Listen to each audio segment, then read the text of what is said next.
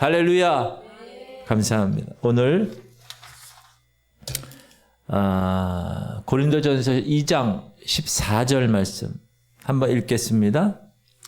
시작. 육에 속한 사람은 하나님의 성령의 일들을 받지 아니하나니 이는 그것들이 그에게는 어리석게 보임이요 또 그는 그것들을 알 수도 없나니 그런 일은 영적으로 분별되기 때문이라. 아멘. 민을 위한 40일 집중 기도에 그동안 여러분 같이 동참하시고 같이 동역해 주셔서 너무나 감사드립니다. 오늘 비가 많이 왔는데 비가 오면 우리가 어떤 생각을 하죠? 깨끗하게 이렇게 씻겨지는 그런 생각을 저는 해요. 특별히 제가 세차를 많이 안 하는데 세차할 때쯤 되면 하나님이 비를 내려주셔. 얼마나 감사한지. 그러고 나서 그 다음날 가면 깨끗해져 있어. 여러분, 성령의 비를 통해서 여러분의 모든 죄악된 것들이 다 깨끗하게 씻어지기를 주님의 이름으로 축복합니다. 비를 보면 목사인 저는 그렇게 생각하는데 여러분은 어떻게 생각하나요? 비가 오면 생각나는 성령님 생각합니까?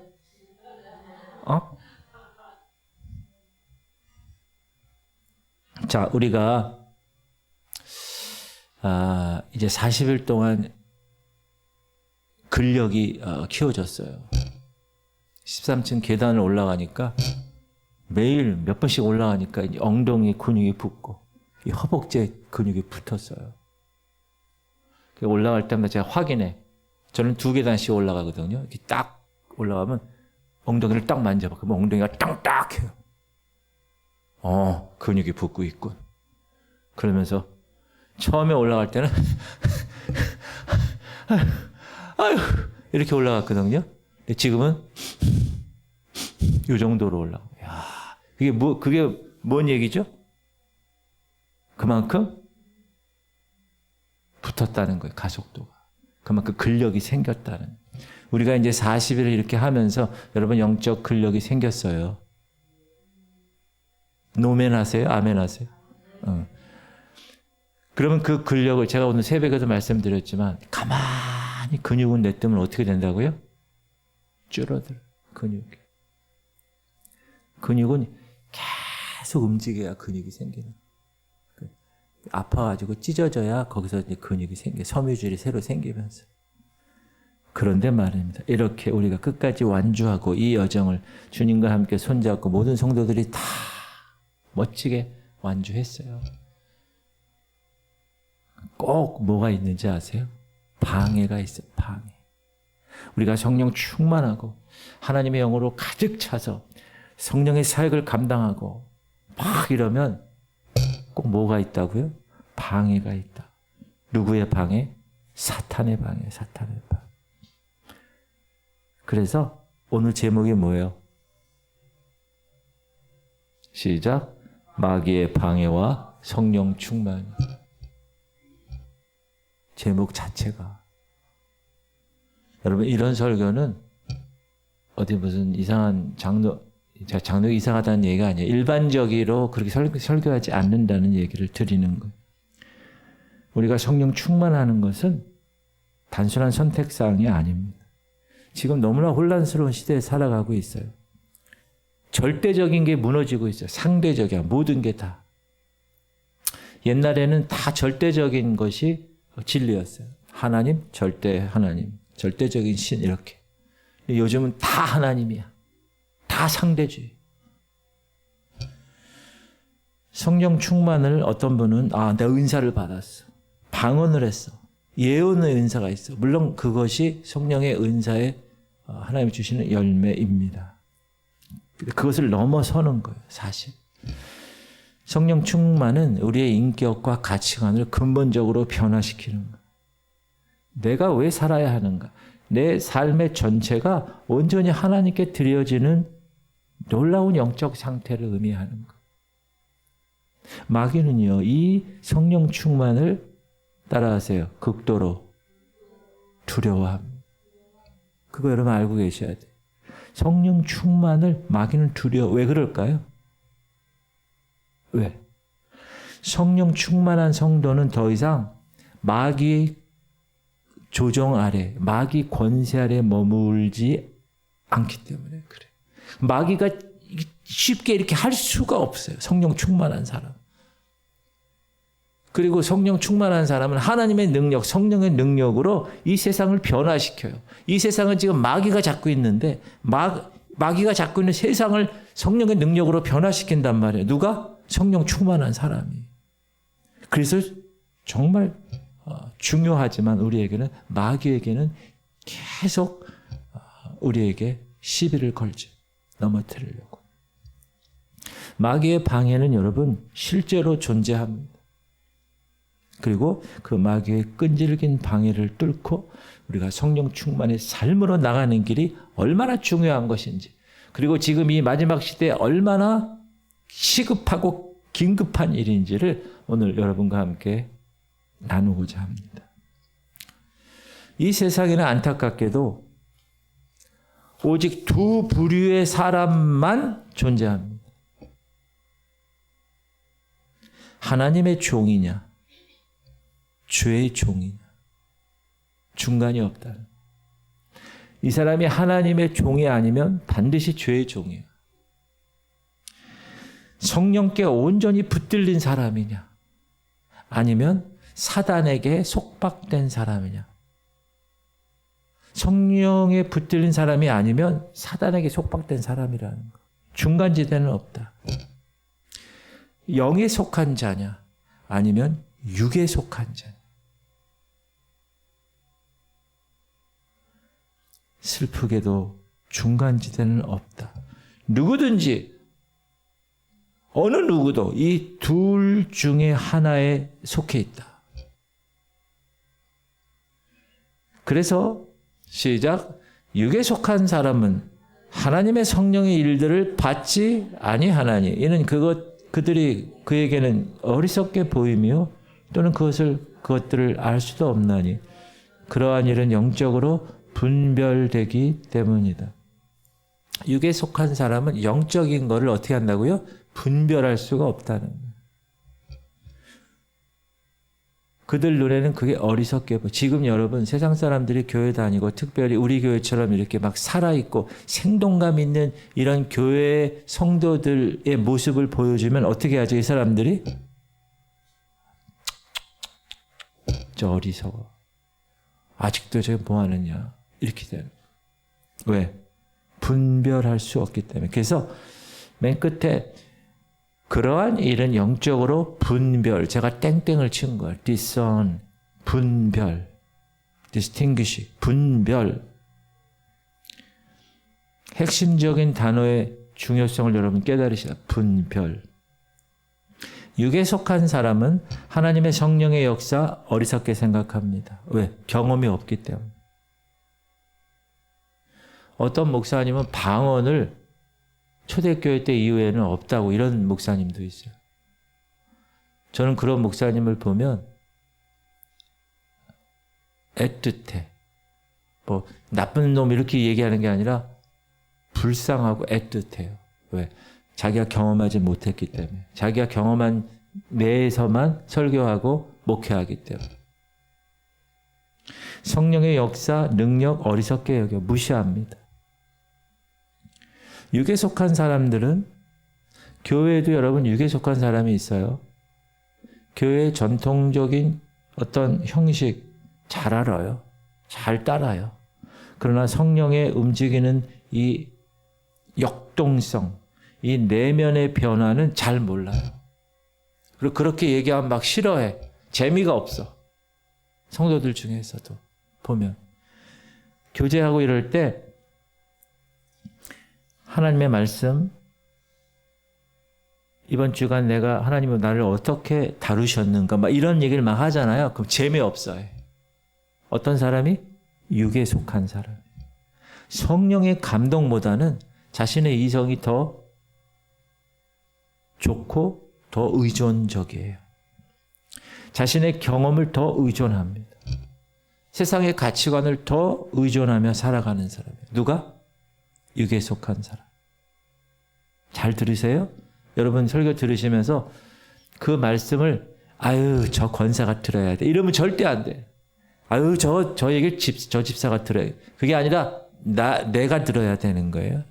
따라합시다. 이 말씀은 하나님이 주의 종을 통해서 나에게 가슴을 치셔야지. 나에게 주시는 말씀으로 받겠습니다.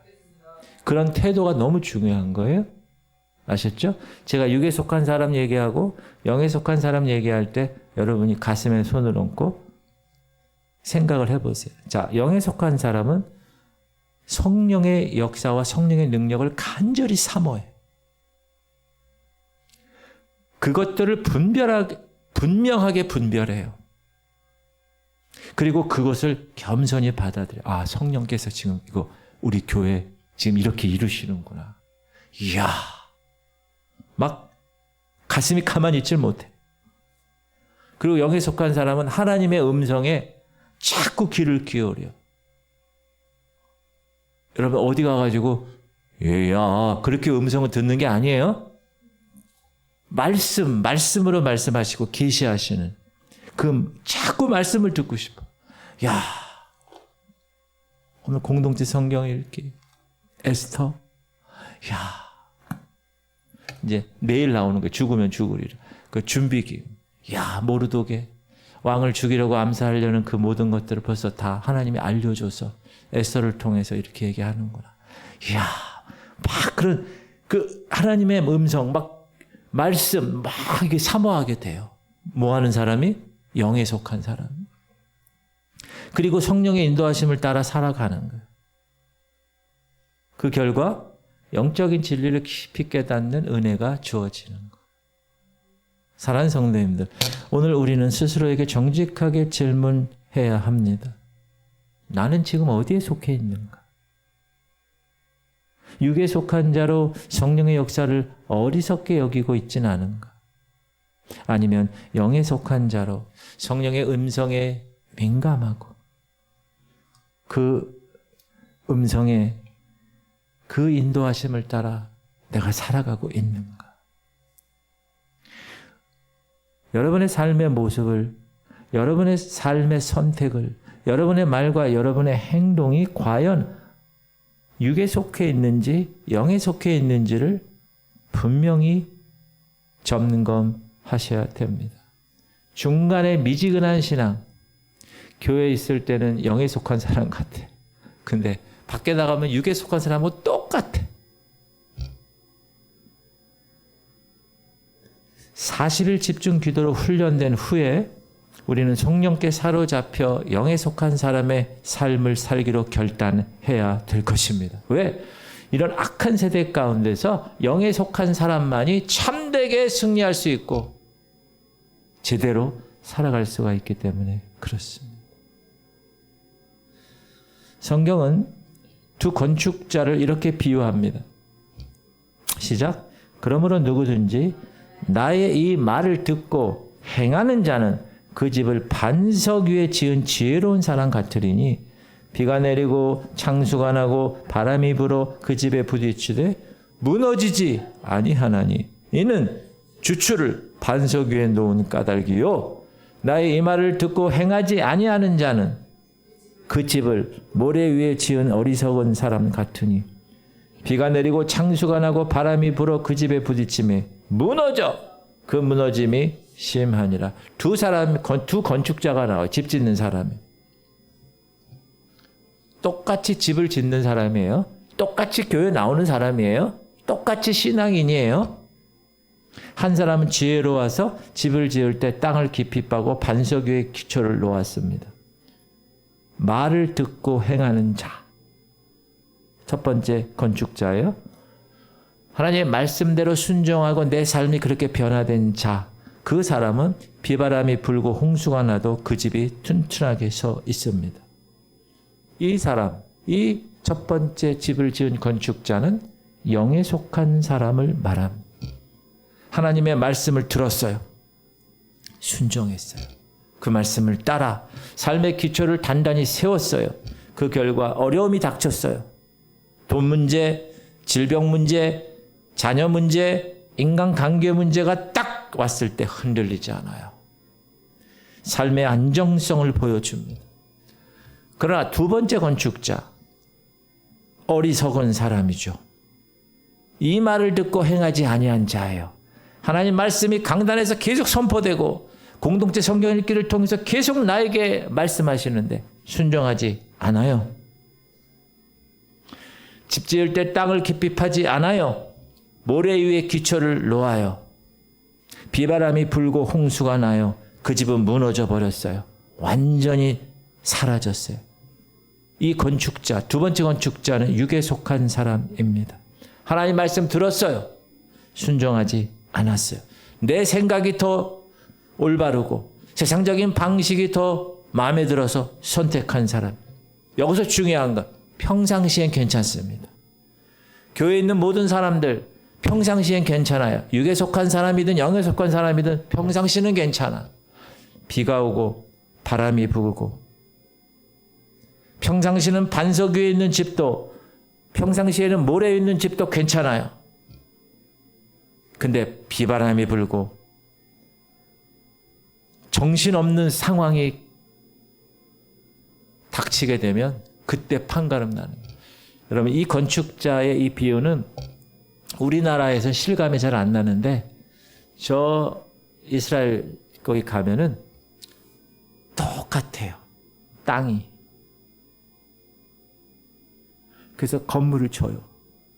이 사람도 건물을 쳐. 근데 비가 와. 나중에 보니까 비가 오면은 강으로 변하는 곳이야, 여기는. 평상시엔 몰라요. 땅이네. 져요. 근데 비가 오면 여기는 비가 안 차고 여기는 비가 차는 거예요. 서울 망우동 거기에 비 차가지고 막 침수되잖아요. 그런 것처럼. 여러분 평상시는 몰라요. 그런데 그곳에 사는 사람들은 알아요. 비가 오면 어디가 하천이 되는지를 알아요. 그래서 거기는 집을 안 져요. 지혜로운 사람이니까. 그걸 아니까. 육에 속한 사람은 몰라요. 그냥 어이구 여기 좋네 집을 져요. 나중에 보니까 거기가 하천이 되는 거야. 그거를 와디라고 그래요. 와디. 히브리 말로 와디. 비만 오면 개천이 되는, 간헐천이 되는. 반석의 집도 모래의 집도 평상시는 괜찮습니다.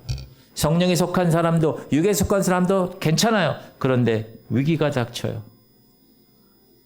그러면 모래 위에 지은 말씀대로 순종하지 않는 집은 어떻게 된다고요? 속절없이 무너지는.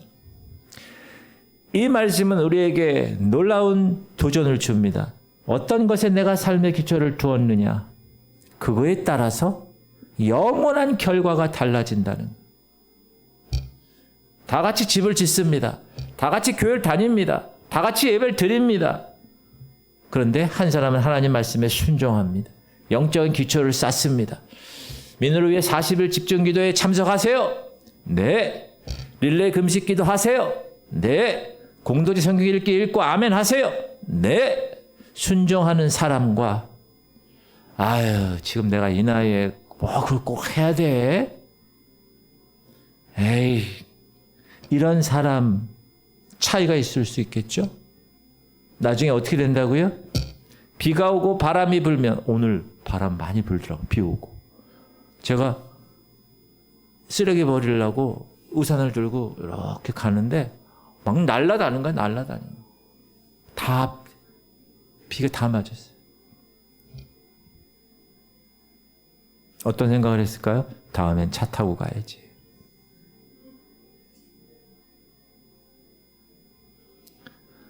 여러분은 지금 내가 육에 속한 사람인가 영에 속한 사람인가를 점검하시면서 설교를 들으셔야 됩니다. 자, 마귀는 사단은 사람들이 예수 그리스도를 믿고 구원받는 것 방해하는 것뿐만 아니라 성령으로 충만한 삶을 살아가는 것을 그 어느 것보다 극렬하게 방해합니다. 왜 그렇죠? 성령 충만은 우리를 하나님의 능력으로 충만하게 하니까. 담대하게 복음 전하고 어둠의 권세를 절하며 반찬 가게에서도 전도하고 본죽 본 비빔밥집에서 부녀회장 만나고 그 부녀회장이 이제 우리 교회 올 줄 믿습니다. 자원에서 하는 거래요. 자원에서. 내가 놀랐어요. 여러분, 막 자원에서 사람을 만나가지고 싹 봐요. 보다가 탁 던져요. 우리 교회 한번 오라고. 그 사람에게 있어서는 땡 잡은 겁니다, 여러분. 구원을 받는 건데. 그렇게 성령 충만한 사람은 하나님의 능력으로 충만하고 담대하게 복음을 전하고 어둠의 권세를 멸하고 마귀의 모든 계력을 다 무력화시키기 때문에 사단이 극렬하게 방해합니다. 그래서 성령으로 충만한 성도는 영에 속한 사람은 영적으로 민감해져요. 마귀의 속임수를 간파해요. 죄에 대한 유혹에 넘어가지 않아요. 왜? 영적 무장을 했으니까. 반드시 기억하세요. 마귀는 이러한 성도를 가장 두려워한다는 거예요. 그런데 육에 속한 사람은 마귀가 어떻게 한다고요? 밥이야, 밥. 아, 이 녀석 요거 약하지. 한번 탁 건드려요. 그럼 그냥 아유 내가 이제 교회 다니나 봐 막 이러고 이제 그렇게 되는 거예요. 제가 지금까지 목회하면서 성령에 관한 사역, 특히 뭐 설교를 하거나 뭐 모임을 갖거나 특별히 이제 성령에 관계되는 거, 세미나를 가거나 제가 강의를 하거나 막 이럴 때 예상치 못한 문제나 갈등이 종종 발생하는 걸 제가 경험해요. 예를 들면 이런 거예요. 갑자기 음향 장비가 고장나. 그날 정말 중요한 성령에 관한 말씀을 전하는데 갑자기 목사님 영상이 송출이 안 됐습니다. 민전사님이 잘못하는 게 아니라 그렇게 방해하는 세력이 있다는 거예요. 심지어 사회 보는 사람이 안 와. 예를 들면 어디 예배를 갔는데 대표 기도자가 없어. 갑자기 아프다고 연락이 왔어요. 예배 직전에 갑자기 필요한 논쟁이 막 벌어져요. 목사하고 장로하고. 성도들 간에 갑자기 사소한 오해가 막 증폭이 돼가지고 예배 바로 전인데 막 격해져요. 어떤 심지어 차량이 사고가 나. 목사님 차가 지금 누가 들이받아가지고 제가 여기 보면서 기다리고 있습니다. 개인적으로 가정에 무슨 문제가 터져요. 예기치 않는 사고가 일어나는 거예요. 그래서 예배하거나 어떤 모임에 집중하기 어려운 환경을 만들어 버리는 거예요. 여러분 이거 우연인 것 같아요? 아니, 우연이 아니. 제 경험으로는 그래요. 바로 우리를 넘어뜨리려는 사단의 교묘하고 끈질긴 방해 작전입니다. 그걸 여러분이 딱 아셔야 돼. 그래서 여러분 그렇게 영적 시비를 막 이렇게 받잖아요. 그럼 이렇게 생각해요. 내가 제대로 신앙생활 하는, 이렇게 생각하셔야 돼. 육에 속한 사람에게는 사단이 건들지도 않아요. 왜? 가만히 있어도 자기 밥이기 때문에. 사단은 성령의 역사가 일어나는 것을 방해합니다. 철저하게. 성도들이 하나님의 능력을 경험하지 못하게 합니다. 결국 성도들이 다 영적으로 무기력한 존재로 만드는 것이 사단의 목적이에요. 교회는 다녀요, 다. 요즘은 성경도 안 갖고 다니지. 요즘은 그냥 다 맨손으로 와서 이렇게 보잖아요. 직분도 있어요. 그러나 그 사람이 영적으로 하는 일이 하나도 없어. 할 수가 없어. 무기력해서. 그게 사단의 작전입니다. 교회마다 그런 사람들이 의외로 많습니다. 사랑하는 성도님들, 그러므로 우리가 이런 영적 싸움을 인식하는 거, 아까 분별하라. 이거는 영으로 분별되는 것이다. discern, 인식하는 것이 중요하다. 마귀는 우리가 영적으로 성장하는 거 원치 않아요. 능력받고 일하는 거 원치 않아요. 따라서 이러한 방해에 속지 말아야 돼요. 사단의 방해. 이러다가 그냥 날아가는 거예요. 더욱 간절하게 성령 충만을 위해서 기도해야 돼. 그때 방해가 있을 때 더 선포하면서.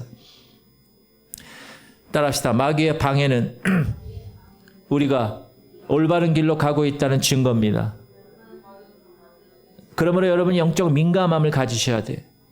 마귀의 전략을 분별해야 돼. discern, 분별해야 돼. 흔들리지 않는 믿음으로 성령 충만의 삶을 살아가셔야 됩니다. 할렐루야. 왜? 지금 우리가 40일 동안 지금 잘 준비하고 있잖아요. 계속 하셔야 돼요. 제가 몇 주 전에 뭐 그런 경우가 많이 있는데 최근을 보자면 몇 주 전에 주일을 딱 해야 되는데 몸이 너무 안 좋은 거예요. 머리는 아프고 목은 잠기고 기침은 나고 설사는 하고 뭐 몸이 완전히. 그날 영적 전쟁에 관한 말씀을 증거하는 사단의 방해가 있는 거 즉각적으로 느껴졌어요. 제가 일부 설교 내내 설교를 어떻게 했는지 모를 정도로 싸우면서 속으로 막 영적 싸움으로 기도하면서 설교하고 기도하면서 예배를 인도했습니다. 그리고 나니까 2부 때가 되니까 모든 게 다 사라졌어요. 할렐루야. 성령께서 역사하셨어요. 기적적으로 모든 고통이 다 사라졌어요. 힘이 솟고 그 어느 때보다도 성령 충만하게 말씀을 선포할 수 있었습니다. 할렐루야. 이런 생생한 경험은 여러분 영적 전쟁이 정말로 존재한다는 것을 명백하게 증거로 우리에게 알려주고 있어요. 성령의 강력한 역사가 모든 마귀의 방해를 능히 이길 수 있다는 명백한 증거입니다. 이런 경우가 많아요. 그래서 특히 목회자인 경우에는 영적 예민함이 필요합니다. 그리고 여러분들은 거의 목사 수준으로 영적으로 수준이 높아야 돼요. 아멘을 하셔야죠.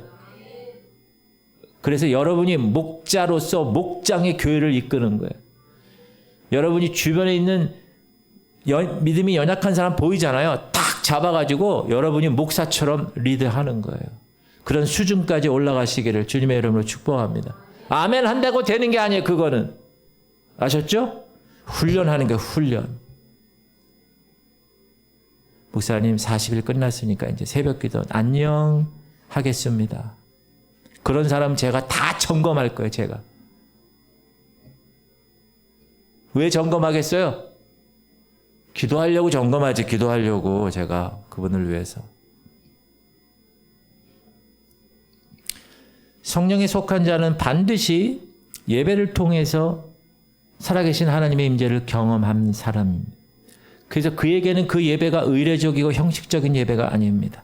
하나님의 임재를 경험하는 예배는 내 영혼 깊숙한 곳에서부터 막 감격이 살아나고 막 회개가 일어나고 막 기쁨이 일어나고 막 눈물이 터져 나오는 예배. 우리의 마음을 막 뜨겁게 타오르게 하는 예배입니다. 여러분 이런 예배를 사모하시길 바랍니다. 구약시대 때 시내산에서 모세가 거룩하신 하나님을 만났어요. 인간이 만나면 죽는데 모세만 예외적으로. 그리고 딱 내려왔어요. 시내산에 40일 하고 나서. 그랬더니 얼굴이 어떻게 됐어요? 해같이 빛나네. 사람들이 아우 눈부셔. 그러니까 너무 눈부셔가지고 수건으로 얼굴을 가렸어요. 너무 눈부시니까. 그가 받은 것은 율법의 돌판 2개였지만 실제적으로는 율법을 주시는 하나님 자신의 영광스러운 임재를 그는 온몸으로 경험한 것입니다. 여러분 예배를 통해서 그렇게 여러분이 온몸으로 경험하셔야 돼요. 예배는 단순한 모임이 아니에요. 전능하신 하나님을 만나는 거룩한 통로가 예배입니다. 그러므로 예배에 목숨 거셔야 돼요. 뭐 예배를 빠지거나 이런 수준이 되면 안 돼요. 여러분이. 예배를 통해서 거룩한 하나님을 내가 다시 만나고 그 말씀을 듣고 내가 다시 한번 변혁되는 놀라운 역사를 그런 기쁨과 감격과 눈물과 회개를 가지고 예배에 참석하셔야 됩니다. 그런데 오늘날 현대교회의 심각한 문제가 뭔지 아세요? 시스템은 너무 좋아. 하드웨어는 너무나 잘 돼 있어. 프로그램도 잘 짜여져 있어요. 넘쳐나 막 프로그램이. 정작 그런데 살아계신 하나님의 임재를 깊이 경험하지 못해요. 정말 이 안에 용사가 누가 있는가? 영적인 용사가. 우리 지방에 비전교회라고 있어요. 근데 어느 목사님이 그 비전교회를 갔어요. 예배를 드렸어요. 그분이 이제 은퇴하신 분인데 그러더니 교회를 자기가 다니는 그 교회에서 이 비전교회로 옮겼어요. 김정인 목사님. 그 내가 아니 원래 거기 은퇴하신 그 교회에서 있어야 되는 거 아니에요? 그랬더니 아니래. 교회로 옮겼대. 그 내가 왜 옮겼어요? 그랬더니 그 비전교회는 별로 크지 않대요. 별로 많지도 않대 인원도. 그런데 자기가 탁 가봐서 한번 예배를 탁 드렸는데 우와 이분들은 저한테 그러는 거예요. 그 목사님이 저한테 직접 얘기한 내용을 말씀드려요. 와, 그 성도들은 완전히 영적인 용사들이야. 일당백이야. 눈이 막 이렇게 흥분돼서 나한테 얘기하더라. 그분이 성령사역 하시거든요. 그 사모님하고. 여러분, 그런 교회가 돼야 될 줄 믿습니다. 그게 어느 분이 딱 우리 교회 오면, 우와, 여기는 잔챙이들에 있는 교회가 아니야. 확실한 전사들, 이야, 그리고 막 와야 돼, 교회로. 그 교회 크지 않습니다. 그 목사님, 머리도 까지고 키도 조그마고, 할렐루야, 이런 분이에요. 그런데도 그렇게 영역이 있다는 거. 그 교회가 딱 들어가면서 성령으로 충만한 그런 그 임팩트가 그냥 막 다가가는 거예요. 그 사람이 들어가면, 누구나 들어가면. 그런 교회가 되기를 축복합니다. 그것이 눈에 보이는 하드웨어에 현혹되어서 예배의 본질을 놓치는 교회. 불쌍한 교회. 미디어, 음향시설 정말 웅장해요. 너무 좋아. 설교도 논리적으로 감동적으로 너무 좋아. 그런데 그 안에 진정한 변화가 없어요. 통렬한 회개가 없어요. 가치관의 근본적인 변혁이 없어요.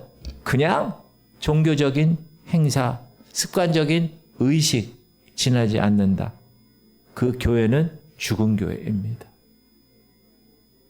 사랑하는 성도님들, 우리가 드리는 예배, 매 예배 때마다 그냥 1시간 정도 의무적으로 출석? 그게 아니에요. 예배는 살아계신 하나님과의 만남이에요. 인격적인 만남. 그렇다면 질문 드립니다. 여러분의 예배는 지금 어떠십니까? 여러분의 영혼은 예배를 통해서 하나님을 만나고 계시나요? 여러분의 마음이 깨지고 죄를 통회하고 자복하며 하나님 사랑에 감격하여 눈물을 흘리며 예배를 드린 적 있으십니까? 바라기는 형식적인 예배를, 여러분 창조주 하나님이 지금 나를 만나 주시는 거예요. 어휴, 얼마나 감격적인 거예요. 그런 마음을 가지고 형식적인 예배를 뛰어넘어서 우리의 삶을 변혁시키고 영혼을 살리는 하나님의 임재가 가득한 예배를 갈망하시고 추구하시기를 주님의 이름으로 축복합니다. 성령께서 도와주셔야 돼요. 그래, 우리의 예배가 이제부터는 주여 한번 하라면 주여 막 그냥 소리를 막 여기서부터 우러나오는. 할렐루야. 다윗 간음죄, 살인죄 얘기, 오늘은 그 얘기가 아니라 다윗이 하나님을 예배하는 모습에 대해서 여러분께 도전합니다. 여러분, 다윗은 하나님의 언약궤가 들어올 때, 예루살렘에 들어올 때, 그 하나님의 언약궤는 뭘 상징하는 거예요? 하나님의 임재를 거기 하나님이 임재하시는 거예요.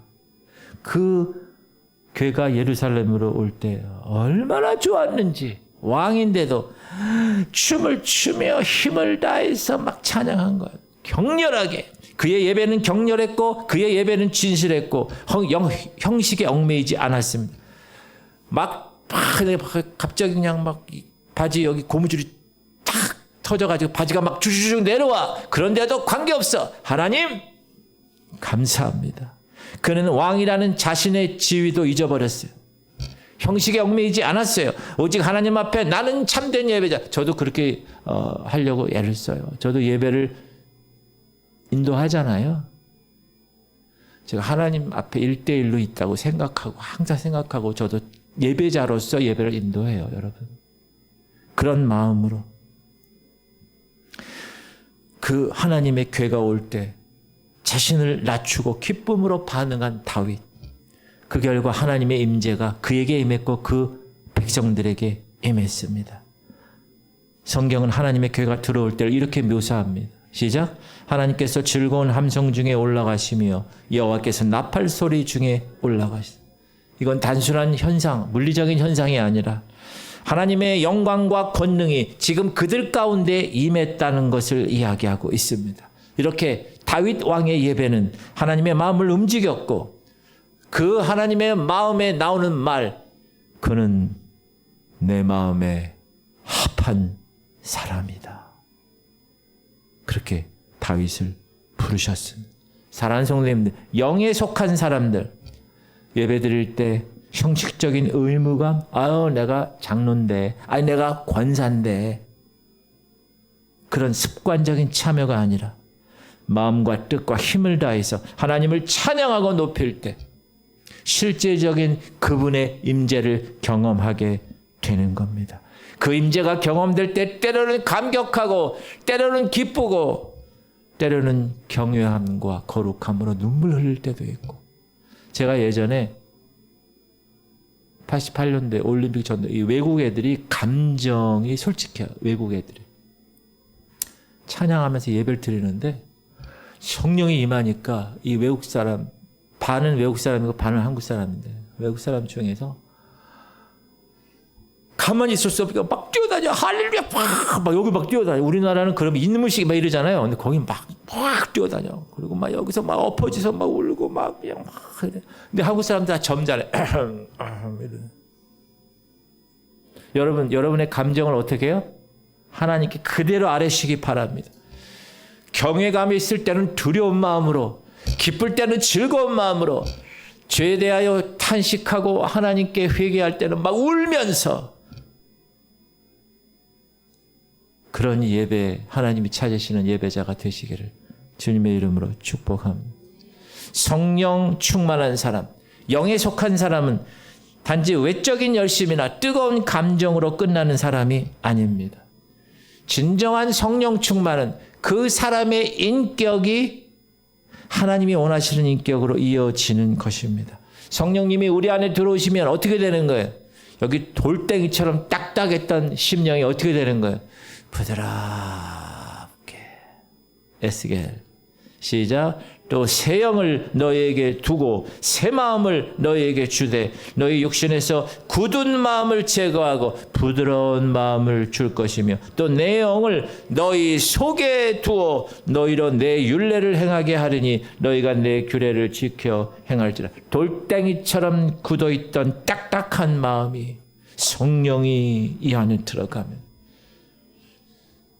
부드럽게 녹아버리고, 주변의 아픔에, 민우가 아프다 그러면 그렇지, 내 아들처럼 아픔을 느끼고 하나님 뜻에 순종하고, 주님 저는 아무 무익한 종입니다, 주님의 뜻대로 하시옵소서, 그런 마음으로 변화되는 거예요.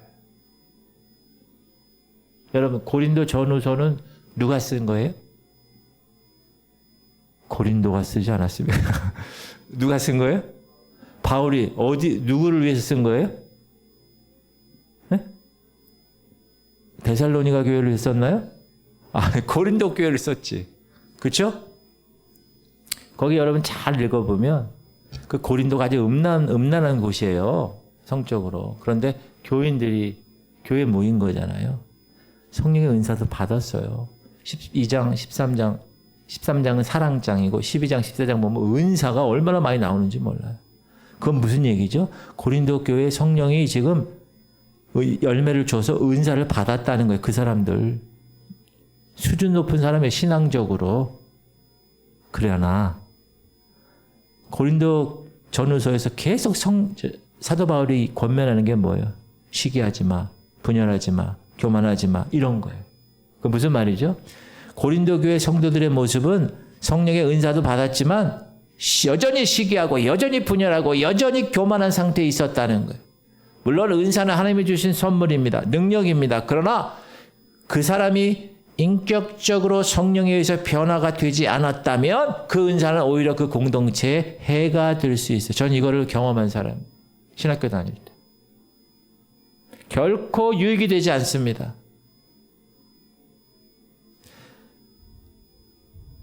우리에게 이런 질문을 던지는 거예요. 나는 은사를 지금 추구하고 있나? 아니면 성령이 원하시는 인격의 변화를 추구하고 있는가? 여러분, 아무리 은사가 많아도 인격이 변화되지 않으면 성령으로, 그러면 그 사람은 가짜입니다. 성령 충만은요, 일회성으로 체험되지 않았기 때문에 그래요. 여러분, 밥을 먹었어요, 아침에. 제가 총각 때는 혼자 사니까 제일 문제가 뭐죠? 먹는 거예요, 먹는 거. 교회에서 여기 아파트 조그만 걸 줬어요. 거기 가니까 다 돼 있어. 근데 저는 어떻게 살았느냐. 제가 부엌에 들어가면 불알 떨어진다고 그냥 엄마가 넌 여기 들어오면 안 돼. 그렇게 교육받은 사람이에요, 저는. 그래서 제가 할 줄 몰라요, 음식을. 또 그게 관심도 없고, 먹는 거에 관심이 많은데 하는 거에 관심이 없어요. 그래서 제가 무슨 생각을 했냐면, 이야, 알약 하나 먹으면 1년 동안 배고프지 않으면 얼마나 좋을까. 그 생각을 했어요. 뭐 휴가철에 휴가도 못 가고 그냥 집에서 밥은 그냥 먹기가 그러니까 초코파이 한 2통 사가지고 우유에다가 계속 3, 4일을 그거 먹은 적도 있고. 여러분, 밥을 한 번 먹고 평생 배부를 수 있어요? 없어요. 성령 충만 한 번 경험했어요. 그럼 평생 성령님과 동행하고 교제할 수 있어요? 없어요. 따라합시다. 지속적인 성령님과의 동행. 그게 중요한 거. 그래야 우리 가치관이 변화되는. 그래야 죄의 민감성이 예민해지고, 그래야 우리의 삶의 기준이 세상의 방식에서 하나님의 말씀으로 변화되는 겁니다. 그래서 우리는 주님 오시는 그날까지 성령 안에서 끊임없이 자라나야 돼. 끊임없이. 그게 영적 성숙이에요. 질문 드립니다. 여러분 인격은 지금 성령 안에서 매일 새로워지고 있습니까? 아니면 내 삶의 방향은 계속 세상 유행을 따르고 있습니까? 바라기는 성령께서 여러분의 내면을 변화시키는 불덩어리가 되셔서 여러분의 삶이 날마다 주님의 아름다운 형상을 닮아가는 주인공이 되기를 주님의 이름으로 축복합니다. 제가 질문 드려요. 이건 저에 대한 질문, 또 제 부부끼리 막 얘기할 때도 이런 질문을 많이 했고, 또 여러분에게도 이런 질문이 동일한 질문이 될 수 있어요. 뭐냐? 과연 신앙이 인격을 변화시킬 수 있는가? 과연 신앙이 DNA를 변화시킬 수 있는가? 여러분은 어떠세요? 여러분은? Yes or no? 둘 중에 하나겠죠. 다시 질문 드릴게요. 신앙이 우리의 인격을 변화시킬 수 있을까? 속으로 대답하세요. 많은 그리스도인들이 신앙은 있습니다. 근데 인격은 변화되지 않아요. 그런데 그것 때문에 많이 고민합니다. 그 이유가 뭔지 아세요? 다시. 많은 사람들이 신앙은 있습니다. 근데 그 사람의 인격이 변화되지 않아요. DNA가. 그 이유가 뭔지 아세요?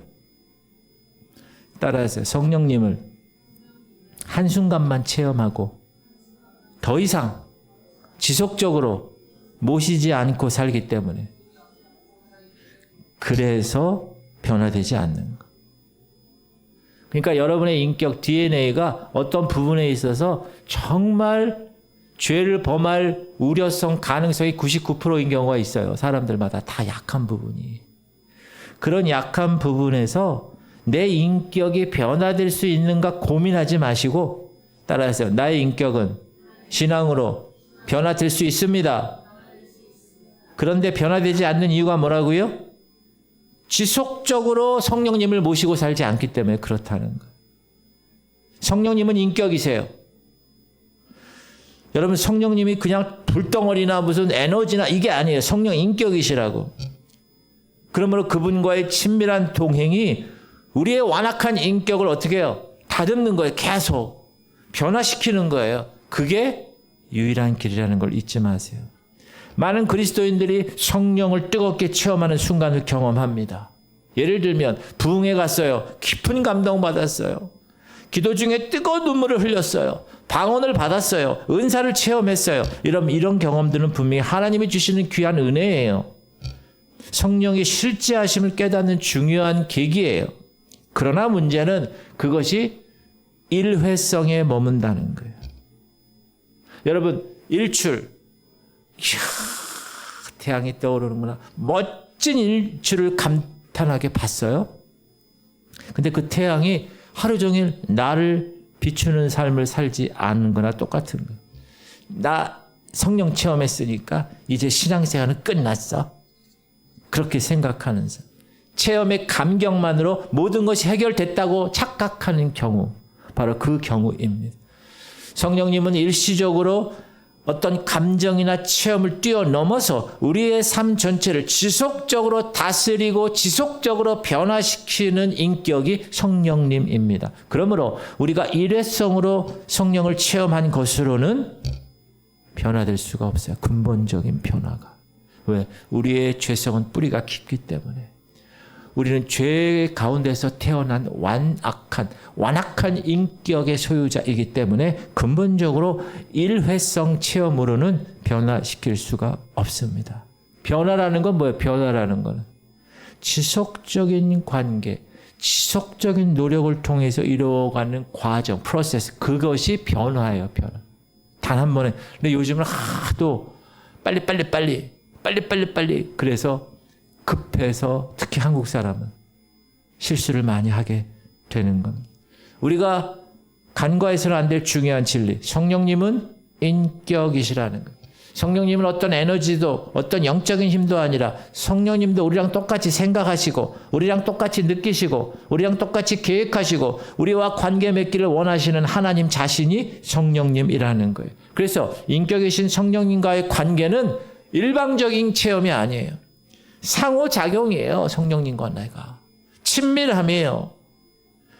그러므로 저의 완악한 인격을 다듬고 완악한 DNA를 변화시키는 유일한 길은 지속적인 성령님과의 친밀한 동행에 있습니다. 아멘 하세요. 중요한 거 이게. 그래서 매일 성령님 의지해야 되는 거예요. 그분의 음성에 귀를 기울여야 되는 거예요. 말씀을 통해서 하나님 이렇게 말씀하시는구나. 그런 시간을 가져야 되는 거예요. 그런 시간. 그게 뭐죠? 기도잖아요. 기도. 성령님과 대화하는 시간이잖아요. 그게 또 뭐죠? 말씀 묵상이잖아요. 성령께서 우리에게 말씀하시는 통로잖아요. 그러므로 여러분이 하루를 시작하고 하루를 마칠 때 혹은 중요한 결정을 내릴 때 혹은 기쁨 가운데 슬픔 속에 있을 때 혹은 여러 상황에서 성령님께 계속 아뢰는 습관을 하셔야 돼요. 주님 어떻게 할까요? 주님 이거 이렇게 하는데 정말 힘들어요. 계속적인 교제.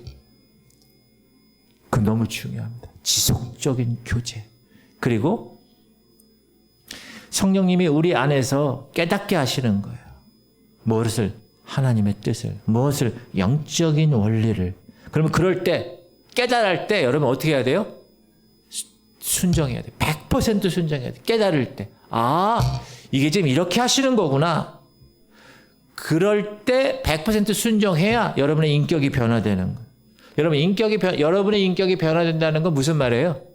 하나님의 성품을 닮아간다는 거예요. 여러분의 인격이 변화된다는 거. 미워하는 마음이 사랑하는 마음으로. 열받고 혈기 있는 게 온유한 마음. 교만한 것이 겸손하는 것, 선택하는 것. 여러분이 자유의지를 가지고 선택하는 것. 자기 DNA가 막 열을 쉽게 내는 사람이야. 혈기를 막 부리는 사람. 그런 사람은 어떻게 해야 돼요? 성령님을 의지하고 지속적으로 그 말씀에 순종하면서 계속 온유함을 선택해야 돼요. 내 DNA를 아니까. 그래서 자꾸 나중에 변화되는 거. 언제까지? 주님 오시는 그날까지. 그러니까 어려운 거지. 교만한 사람, 성령님 만났어요. 성령님이 마음을 찔리게 해요. 하나님의 뜻에 따라서 말씀을 통하여 깨달아요. 그리고 나서는 어떻게 해요? 순종해서 내가 이제 더 겸손해야지. 더 말 겸손하게 해야지. 내 행동 더 겸비하게 해야지. 그렇게 선택하는 거. 성령께서 우리의 마음을, 우리의 모든 인격을 주장할 수 있도록 내어드리는 거. 성령님의 그 의지에 내가 민감하게 순종하는 거예요. 그때 우리의 인격은, 우리의 DNA는 조금씩 하나님의 형상을 닮아가게 되고 그것이 지속적으로 어느 정도가 지나면 변화가 되는 거예요. 쉬워요, 어려워요? 어렵지. 이건 진짜 어려운 거. 인격의 변화는 추상적인 개념이 아닙니다. 구체적인 겁니다. 여러분 삶 속에서 성령의 열매가 맺혀지느냐를 보고 판단할 수 있어요. 근데 그거는 말 그대로 성령의 열매예요. The Spirit, fruit of Spirit. 성령의 열매. 우리 인간의 열매가 아니에요. 우리의 노력으로 맺어지는 게 아니에요. 성령님과 동행함으로 성령께서 자연스럽게 나를 그렇게 만들어서 맺혀지는 것입니다. 그러려면 어떻게 해야 돼요? 성령님께 우리의 삶의 주도권을 내어드려야 돼요. 내가 분노하고 싶어도 주께서 사랑과 희락과 화평과 오래 참음과 자비와 양성과 충성과 온유와 절제 원하셔. 알겠습니다. 제가 분노하지 않고 제가 평화를 선택하겠습니다. 제 안에서 아름다운 성품들을 피어나게 하여 주옵소서. 그럴 때 성령의 열매가 맺혀지게 되는 겁니다. 할렐루야. 지속적인 인격의 변화는 지속적인 것이 방점이에요. 지속적으로. 한두 번 아니에요. 단숨에 이루어지는 마술이 아니에요. 평생에 걸쳐서 성령님과 동행하며 훈련받는 프로세스, 과정이에요. 과정. 우리의 완악한 인격을 다듬고 변화시키는 것, 그건 오직 지속적인 성령님의 역사입니다. 그러므로 오늘부터 여러분 성령님을 단 한순간의 체험으로만 여기지 마세요. 아, 나 예전에 성령 받았어. 그걸 끝나는 게 아니에요. 여러분 인격은 육에 속한 사람이처럼 보여. 그럼 그 사람은 뭐예요? 일회성만 끝나서 그래요. 계속해서 여러분의 매일의 삶 속에서 성령님의 인격을 대하는 거예요. 아, 그렇구나. 성령님과 친밀한 대화를 갖는 거예요. 아, 그렇구나. 그분의 인도하심에 온전히 순종하는, 그분께 24시간을 노출하는 거예요. 여러분, 우리 인간은요, 근주자죠, 근묵자고 아시죠? 누구 좋은 사람하고 같이 있잖아요. 그 사람이 좋아져요. 선한 사람이 돼요. 근데 조폭하고 이런 애들하고 같이 있잖아요. 그럼 말투부터 틀려. 안녕하십니까? 막 이렇게. 성령님과 여러분 계속 동행하고 계속 관계하고 그럴 때 우리의 인격이, 완악한 인격이 다듬어지는 것입니다. 그것이 우리가 진정으로 누리는 축복이라는 거예요. 축복. 돈 많이 벌고 잘 되고 이게 축복이 아니라 그게 축복이에요. 그게. 에베소서는 이렇게 얘기합니다. 시작. 술 취하지 말라. 이는 방탕한 것이니 오직 성령으로 충만함을 받으라. 이것은 단순한 경고를 넘어서 우리의 삶의 방향을 제시하는 명령입니다. 술에 취하면 어떻게 돼요? 술 취해 보셨어요? 이성을 잃어버리고 자아를 잃어버려요. 흐려져. 그래서 다른 영의 지배를 받아요. 술의 지배를 받는 거. 똑같이 성령 충만, 성령의 영에 붙들리는 거. 생명의 영, 질서의 영, 진리의 영, 평화의 영. 그분이 이끄시는 그 세계에 지배받는 거예요. 내가. 성령 충만하면 막 쓰러지고 막 제정신을 잃는 게 아니라 오히려 하나님의 온전하신 뜻에서 따라하세요. 참된 제정신을 찾는 것입니다. 제정신을 잃어버리는 게 아니라 참된 제정신을 찾는 거예요. 혼란으로 가득 찬 이 세상, 유혹으로 가득 찬 이 세상, 육신의 정욕, 안목의 정욕, 이생의 자랑이라는 강력한 사단의 공격 속에서 우리가 참된 제정신으로 살아가려면 성령님의 지혜와 능력이 절대적으로 필요한 것입니다. 우리의 노력, 우리의 의지, 절대로 사단의 교활한 속임수에 이길 수 없습니다. 세상의 끈질긴 욕망에 결코 이길 수가 없어요. 왜 그렇죠? 선을 행하고 싶어. 근데 이 안에 뭐가 있다는 거예요? 악이 여기 있다는 거예요. 악이. 그 유명한 영성의 고수인 바울이 얘기하는 거예요. 시작. 그러므로 내가 한 법을 깨달았노니 선을 행하기 원하는 나에게 악이 함께 있는 것이로다. 내 속사람으로는 하나님의 법을 즐거워하되 내 지체 속에 한 다른 법이 내 마음의 법과 싸워 내 지체 속에 있는 죄의 법으로 나를 사로잡는 것을 보는도다. 그 위에 뭐라고 나요? 오호라 나는 공고한 사람이로다. 이 사망의 몸에서 누가 나를 건지리오 탄식하잖아요. 그 유명한 영성의 고수인 사도 바울도. 그러므로 따라서 공격이 최선의 방어다. 지금 이스라엘과 이란이 전쟁하잖아요. 일주일 정도 됐어요. 그거 보면서 여러분 무슨 생각을 하세요? 저는 몇 가지 생각을 해요. 하나는 선빵이 중요하구나. 두 번째, 최첨단 무기를 소유하느냐 안 소유, 그게 중요하구나. 전쟁이니까. 우리가 사단의 공격에 수동적으로 끌려가는 존재가 되면 안 돼요, 여러분. 사단이 시비 걸고 사단이 덫을 놨을 때 아이고 나 걸렸네. 하나님 어떻게 해요? 그렇게 해가지고 매일 와서 하나님 어떻게 해요? 이렇게 기도하는 그런 존재가 아니라 성령의 능력을 먼저 힘입어서 영적인 사단을 공격하는 공격자, 어태커, 공격자가 되어야 됩니다. 여러분 제가 공군 나왔잖아요. 공군도 가장 심장인 항공기 기체 정비를 한 사람이에요. 제가. 그래서 떠다니는 비행기만 보면 어느 비행기인가를 다 알아요. 근데 공군에는 그 비행기 이름을 보면 그 비행기가 어떤 비행기인가를 알아요. 그래서 F5, F-15, 지금 F-32 랩터, F가 나와요. F는 파이터예요. 파이터. 전투기. 그 다음에 C-90, C 이런 거 있죠. C는 카르고예요. 수송기. 실어 나르는 거. 그 다음에 B로 시작하 B-29, B 이건 뭐죠? bomber. 폭격기. 폭탄을 싣고 막아. 근데 그 중에 하나가 있어요. A로 시작되는 게 있어요. A-10기. 비행기 이름이 A-10이야. A-10. 이 A는 뭐냐? 어태커예요. 어태커. 공격이야. 공격. 이 A-10 비행기는요. 생긴 게 참 재밌게 생겼는데 얘가 하는 일은 뭐냐? 적의 탱크를 완전 박살내는 전투기예요. 먼저 공격하는 거예요. 왜? 안 그러면 저 탱크가 자기를 공격하니까. 어태커. 성령의 능력을 우리가 사단의 공격에 수동적으로 끌려다니는 존재가 되어서는 안 돼. 이제 사단에 유혹받고 넘어져가지고 하나님 어떻게 이런 존재가 아니라 성령의 능력을 힘입어서 영적인 공격자가 되어야 됩니다. 그러기 위해서 어떻게 해야 됩니까? 성령 충만함을 간절히 갈망해야 돼요. 성령 충만함을 매일매일 추구하고 날마다 성령 충만으로 살아가는 삶을 여러분이 선택하셔야 됩니다. 먼저 선빵을 해야 되고 최첨단 무기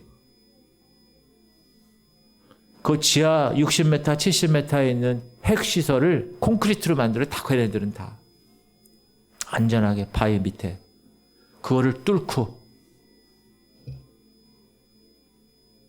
유일하게 뚫고 있을 수 있는 그 무기가 미국에 있다잖아요. 미국에. 그것도 한 방 하면 안 되고 연속 2방을 넣어야 된다는 거예요. 벙크 베스트. 이란이 지금 덜덜덜 떨고 있어요. 사실없죠. 이렇게 떨고 있다. 여러분의 영적인 무기가 뭐가 있습니까? 기도의 무기. 아멘을 하셔야지. 말씀의 무기. 성령의 무기가 있어야 돼요. 사단이 어떻게 할까요? 불 떠는 거예요. 요 연수동, 요 경남 아파트, 여기 중흥 아파트쯤에 오면 사단들이 다, 아이고, 야, 여기 근처를 가면 안 돼, 야. 왜? 야, 거기 지구 좋은 교회가 있단다, 야. 아유, 거기 성도들이야, 지금 최첨단 무기를 갖고 있어, 야. 잘못하면 우리 다 거덜나. 돌아가. 할렐루야. 이런 놀라운 역사가 일어나기를 주님의 이름으로 축복합니다. 마귀가 어느 날 자신의 부하들을 모아놓고 회의를 했어요. 어떻게 하면 저 어리석은 인간들을 성령 충만하지 못하게 막을 수 있을까요? 그랬더니 한 놈이 교활하게 얘기하는, 그들에게 세상적인 쾌락과 즐거움을 마음껏 누리게 하십시오. 그러면 성령 충만을 잊어버리지 않겠습니까? 또 한 놈이 그들에게 교회 봉사를 과도하게 시켜가지고 말이죠. 기도하는 시간을 뺐고요. 말씀 묵상하는 시간을 다 빼앗아 버립시다. 그러니까 대장이 만족스러운 듯 고개를 끄덕이며 다 좋아. 하지만 무엇보다 그들의 마음속에서 성령님의 임재를 우습게 여기고 무시하게 만들어라. 그러면 그들은 스스로 무장해제되어서 아무런 능력도 못하고 우리의 밥이 될 거야. 사단도 여러분 전략 전술을 지금 회의하고 있다는 거예요. 그거 알면 여러분 갑자기 눈이 떠지지 않아요? 와, 지금 난리다. 안 되겠다. 성령님의 임재가 강력한 영적 생활의 필수 조건임을 선포합니다. 우리는 성령 충만이 단순히 영적인 선택사항이 아니라 모든 그리스도인들에게 주어지는 필수적인 삶의 상태임을 깨달았습니다. 여러분, 그리스도인은 성령 충만한 삶을 사는 게 정상이에요. 하도 그렇게 안 사니까 비정상이 된 거예요. 마귀는 이 중요한 진리를 교묘하게 왜곡시켜요. 성령 충만을 마치 소수의 특별한 사람에게만 허락되는 은사처럼 여겨요. 아유, 목사님만 그러지 뭐. 아이, 나 같은 게 뭐 하겠어? 아유, 한 번의 체험으로 아유, 그냥 다 만족하지 뭐. 다 속인다고 여러분. 분명히 기억하세요. 성령님 없이는 우리가 살아있어도 진정으로 살아있는 것이 아니에요. 성령께서 여러분 안에 거하시고 우리를 생명으로 이끄는 분임을 선포합니다. 여러분 눈을 감으세요. 결단하시길 바랍니다. 주저할 필요가 없어요. 주님, 제 삶의 모든 열쇠를 성령께 온전히 맡기겠습니다. 성령님, 지금 이 시간 저를 완전히 다스려 주옵소서. 이 시대가 너무나 혼란스럽습니다. 하나님, 내가 어디로 가야 할지, 무엇을 해야 할지 알 수가 없는 시대입니다. 하나님, 성령 충만은 사실 내가 경험하지 못해서 한 번도 가보지 못한 길처럼 낯설 수 있습니다. 그러나 여러분, 이 성령 충만의 길은 진정으로 승리를 위한 가장 확실하고 안전한 길입니다. 여러분, 이 길을 믿음으로 담대하게 걸어 나가셔야 돼요. 세상의 거짓을 꿰뚫어보는 놀라운 분별력을 얻게 될 것입니다. 어려움과 유혹 앞에서도 굴하지 않는 용기를 얻게 될 거예요. 하나님의 뜻을 이루는 능력을 덧입게 될 거예요. 저는 우리 교회 목사로서 우리 교회 성도들 한 사람 한 사람이 주님 오시는 그날까지 성령으로 충만해서 지속적인 성령님과의 관계를 통해 여러분의 인격이 변하는 거. 아유, 저분이 저렇게 교만했는데 저렇게 겸손해지셨구나. 저분 저렇게 열불 내고 그랬는데 저렇게 온유해지셨네요. 그렇게 하나님의 영광을 드러내는 복된 통로가 바로 성령 충만, 지속적인 성령 충만입니다. 사랑하는 성도님들, 성령 충만으로 이제는 깨어나야 할 때, 이 마지막 때 성령 충만함으로 깨어있는 것, 그것이 사단과 싸워서 승리하는 유일한 무기고, 우리가 진정으로 하나님 자녀로 이 세상에서 빛의 소금의 역할을 감당하는 능력이 될 줄 믿습니다.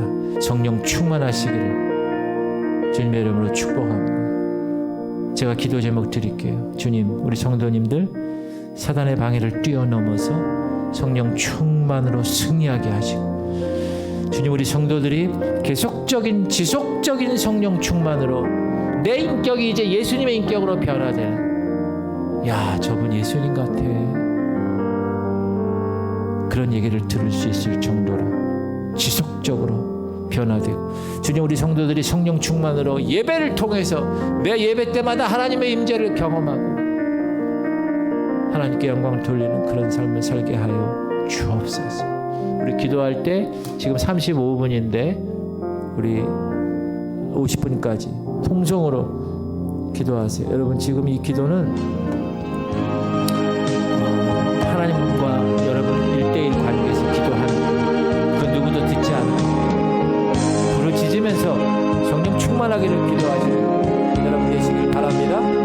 딱 지금 15분이에요. 15분 동안 여러분 다른 거 생각하지 말고 하나님, 오늘 이곳에 하나님의 성령이 충만하기를 바랍니다. 내가 하나님의 거룩한 자녀로 변화되기 원합니다. 우리 주님 이름 부르고 통성으로 기도하겠습니다. 주여 할렐루야. 하나님 감사합니다. 오늘 하나님께서 성령 충만함에 관해서 말씀을 선포하게 하심을 감사합니다. 하나님, 사단이 제일 싫어하는 것, 우리 성도들이 성령 충만하는 것, 사단이 계속 방해하는 것, 성령의 능력으로 살아가는 것, 하나님 그것을 계속 방해할 것입니다. 우리가 하나님 매주 교회에 나오는 종교인이 되지 않게 하시옵소서. 그냥 직분만 있는 무늬만 그리스도인이 되지 않게 하시옵소서.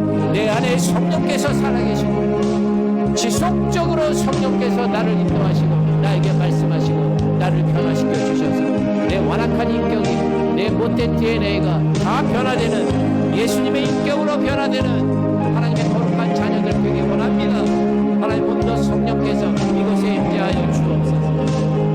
나가 다락방에 120명의 성도가 하나님께 기도하며 나갈 때 성령이 그곳에 임하고 모든 사람들이 다 방언을 말하며 하나님의 거룩한 성령의 능력을 체험한 것을 우리가 압니다.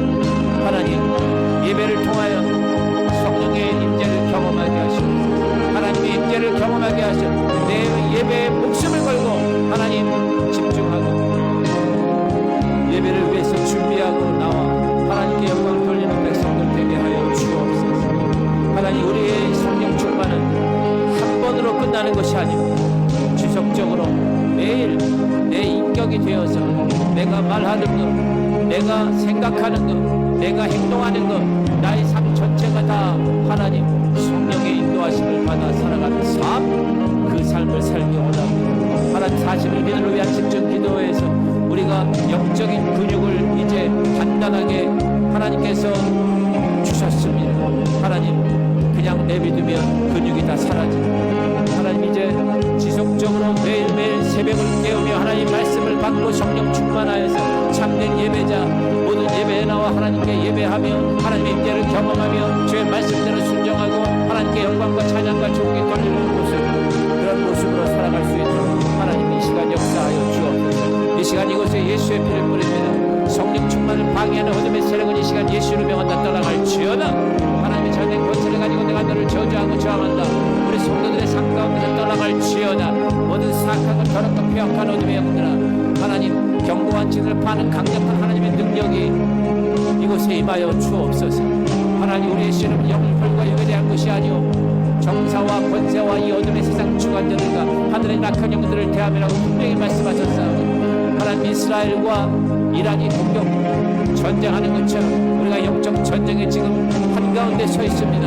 하나님, 사단의 모든 공격에서 우리가 자유롭지 못합니다.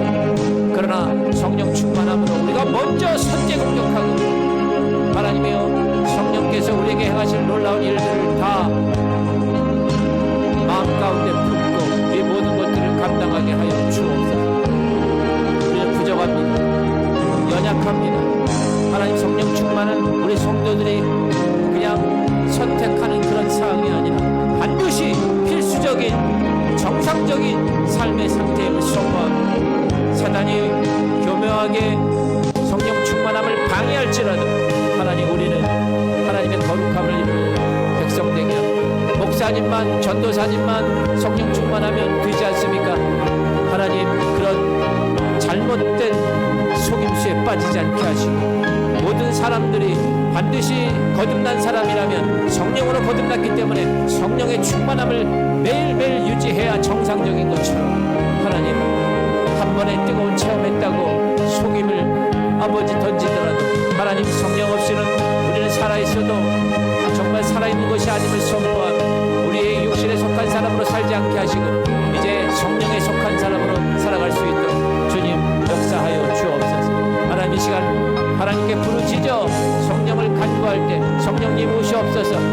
환영합니다. 성령님 모셔드립니다. 성령님 내 마음 가운데 찾아오시옵소서. 간절하게 기도할 때 성령께서 이 시간 그 마음 가운데 들어오셔서 돌덩이같이 단단한 그 마음을 부드러운 마음으로 하나님께서 변화시키시고 그 마음 가운데 성령의 씨를 뿌려서 그 씨가 자라나 하나님의 거룩한 성령의 열매들이 맺을 수 있도록 하나님 역사하여 주옵소서. 하나님 성령님은 우리 안에 거하시는 영이십니다. 우리가 제대로 그리스도인이 되었다면, 우리가 제대로 거듭났다면 이제 이 안에 있는 성령께 내 모든 것을 다, 전인적인 것을 다 맡기게 하여 주옵소서.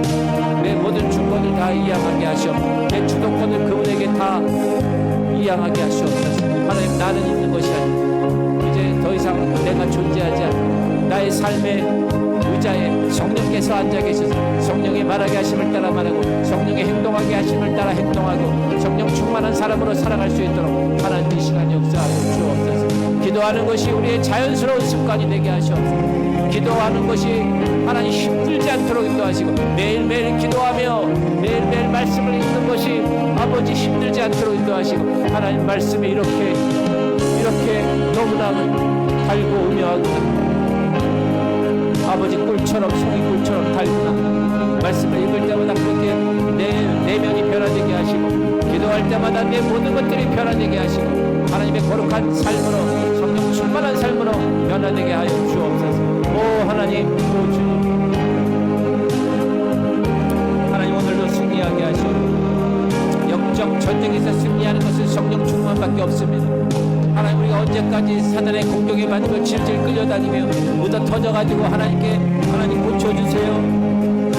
하나님께 기도하는 그런 존재가 되지 않게 하시고 먼저 선제 공격하고 내 주변에 우리 교회 사단의 세력들은 일체 침범치 못하도록 하나님께서 성령 충만하게 하셔서 하나님의 거룩한 백성으로 살아가는 부정한 모든 모습들이 다 변화되어 하나님께서 인도하시는 대로 멋지게 승리하게 하여 주시오. 하나님, 기도가 약해지지 않게 하시옵소서. 기도의 무릎이 약해지지 않게 하시고 매일매일 기도가 나의 라이프 스타일이 되고 말씀 읽는 것이 내 삶